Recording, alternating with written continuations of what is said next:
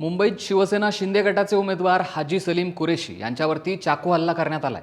मुंबईत आपल्या वॉर्डात प्रचार सुरू असतानाच एका अज्ञात इसमाने येऊन त्यांच्या पोटामध्ये चाकू खुपसला।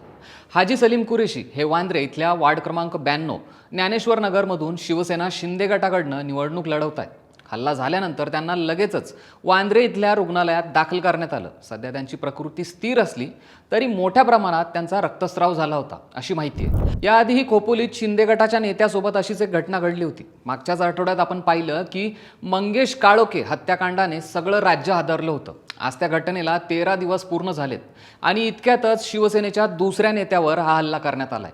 काल अकोल्यात काँग्रेसचे ज्येष्ठ नेते हिदायत पटेल यांची चाकूने भोसकून निर्घृण हत्या करण्यात आली। तर मागच्याच आठवड्यात सोलापूरमध्ये मनसे पदाधिकाऱ्याचीही हत्या करण्यात आली होती।